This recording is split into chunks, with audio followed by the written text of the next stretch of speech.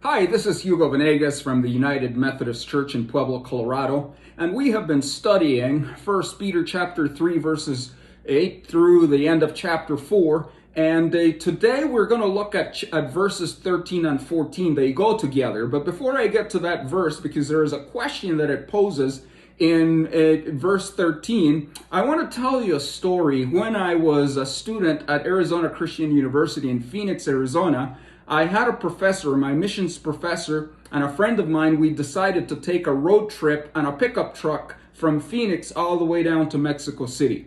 So two of us would sit in the cab and the third person would sleep in the back.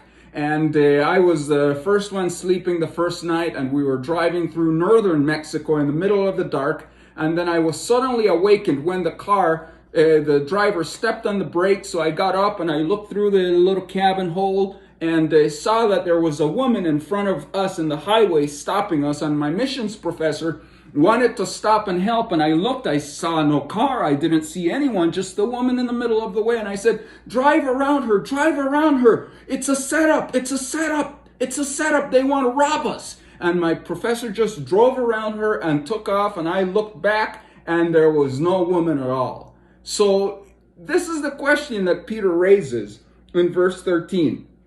Who is going to harm you if you're eager to do good?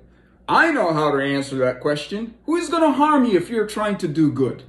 Extortioners, criminals, family members who want to rip you off. It's amazing that there are people out there that when you want to do good, they'll take advantage of you. We see that there's a lot of money that the government is sending to help Americans out, a stimulus check, and there are a lot of con artists out there trying to take your money away.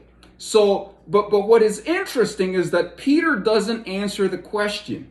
He establishes two ideas before answering the question. And if you look at verse 14, he says, but even if you should suffer for what is right, you're blessed. Do not fear what they fear. Do not be frightened. So he's basically saying that we are to do good even in times of persecution and in times of evil, because we will be blessed.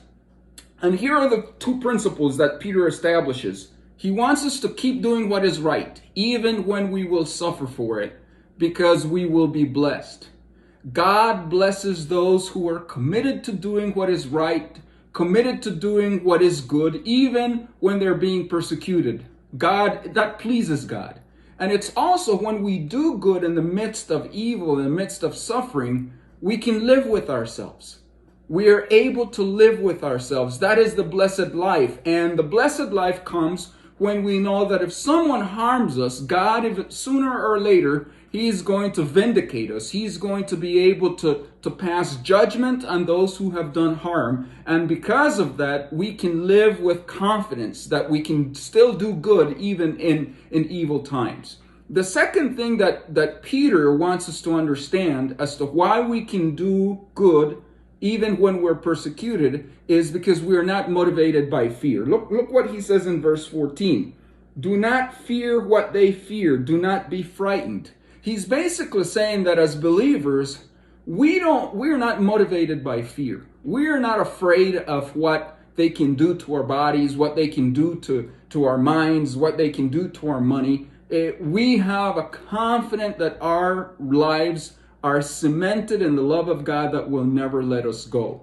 And what is interesting is the early believers took this advice and they did not give in to fear. Believers were persecuted.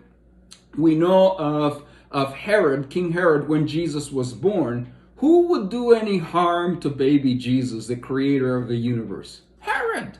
Herod was just jealous of Jesus.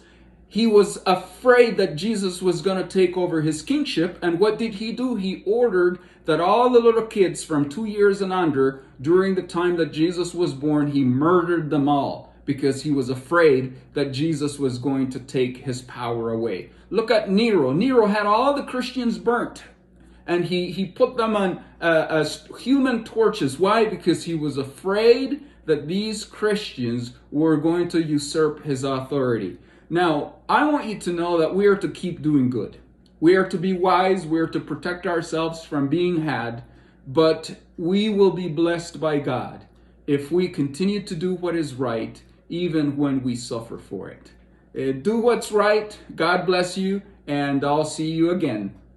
Hugo Venegas from the First United Methodist Church in Pueblo, Colorado.